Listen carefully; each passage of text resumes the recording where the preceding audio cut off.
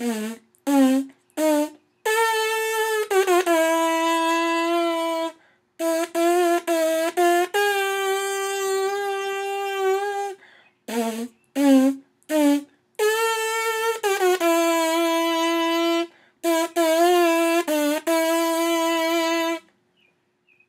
to Mislav's Music Workshop. I'm Mislav Forrester. I am a three-time Grammy Award-winning classical crossover trumpet player and also the only musician to ever win the ITG conference first place 42 times consecutively.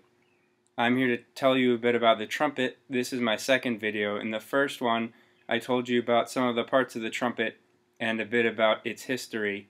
I'm going to continue with a few of those aspects. This here is called a very small pole with a circle attached, useful for letting you see what's going on with your lips. The lips and the whole muscular formation is called the armistice. It's really important for when you're playing trumpet. I want to tell you a bit about how to really play the trumpet. So I mentioned before the tongue position, you need to be using air, and I think it's really important that we all understand that you don't just have air, you have to breathe. And in everyday regular life, you probably breathe through your nose a lot. But when you're playing instruments, you don't want to breathe through your nose. You want to breathe through your mouth. Your nose has hairs in it. Your mouth probably doesn't have hairs in it. And so you can take in more air that way. You want to use what's often called a singer's breath. I think this is misleading because you don't have to be a singer to breathe this way. I will demonstrate. This here is my belly, and when I breathe, I want it to be like a yawn. The shoulders shouldn't rise like this. Your chest cavity should kind of come out a bit. It's as if you have a food baby. I just had lunch, so this is going to be great. Just look how my belly comes out. Wow, look at that. That's great.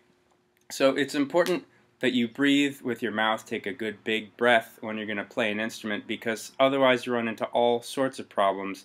And the breath, the steady air is really very, very important for just functioning as a musician. Now, about the articulation, one of the best syllables to use when you want a nice, crisp, clean articulation on an instrument is like this. Foi. Foi. This will guarantee that you have the most precise articulation possible. Do you hear that? There, it's just beautiful, flawless. Foi. Say it with me. Foi. Foi. Very good. I think you're ready. So let's talk about another part of the trumpet anatomy here. This is something I didn't really address last time, and I think it's important that we do. This right here is called the cone.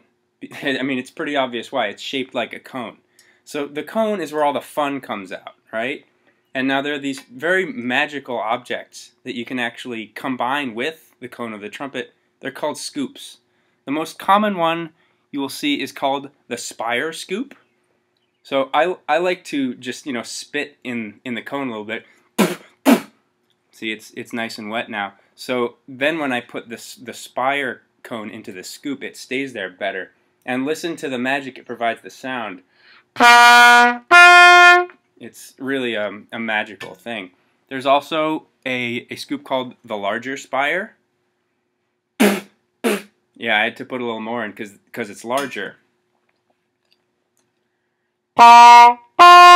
Another magical effect that it has on the sound. And then my personal favorite, the squat scoop, because compared to the other two, it's kind of squat. Now there's really like a little river of my spit in the end there, so it'll stay in, don't worry. So they all have these different magical properties that composers like to use when they're making music. So you're probably thinking, I really like the way that you hold that trumpet. Thank you, I know. Let me explain to you how I hold it and a little bit of why. So some people like to play like this. Now, their fingers are lazy. It looks as if they don't have complete control over their fine muscles. However, imagine you're holding a baseball. Now, I know some of you musicians out there don't know about sports, but there's a game called baseball. There are these round balls. You hold them kind of like this. And this is basically how you want your right hand to go. So with your right hand, you keep it in this baseball grip formation. You put your thumb between the first and second oysters, the casings of the oysters right here, and then your three fingers should go above the tops of the oysters, and then your pinky should go free, because if you put your pinky in that little curvy thing there, it slows down your third oyster, the third finger for the third oyster, because look, as I move my third finger, my fourth one moves a little bit with it. If I put it in here, it's actually slowing down my third finger a little bit. So if you're going to play something complicated like this, it wouldn't work well if your fourth finger is in that little curvy thing.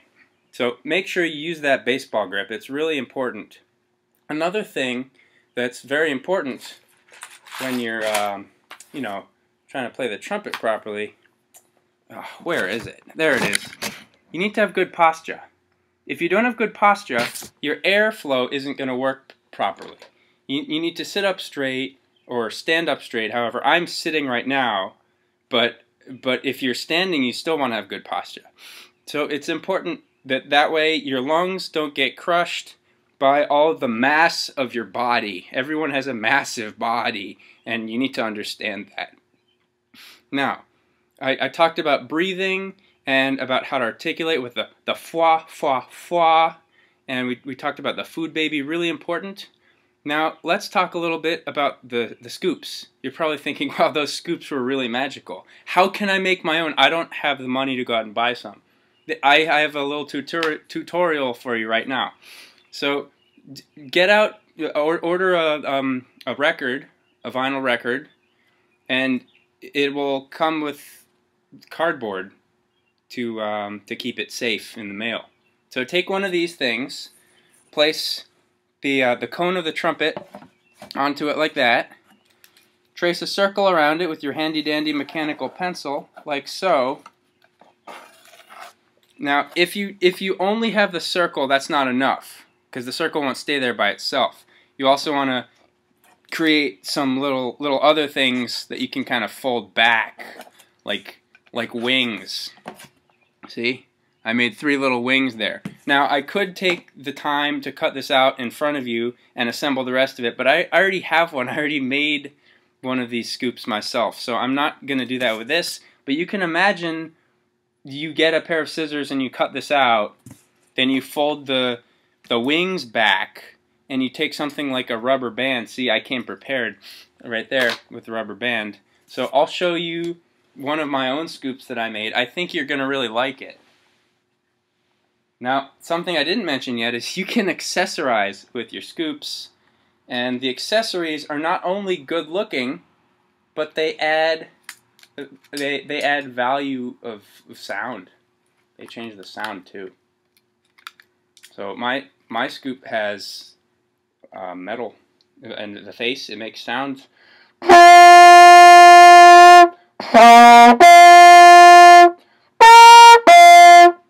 It's really fun, and the metal actually makes a kind of ringing sound.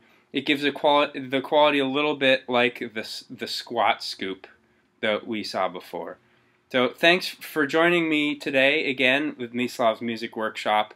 Next time we'll talk about practicing and books.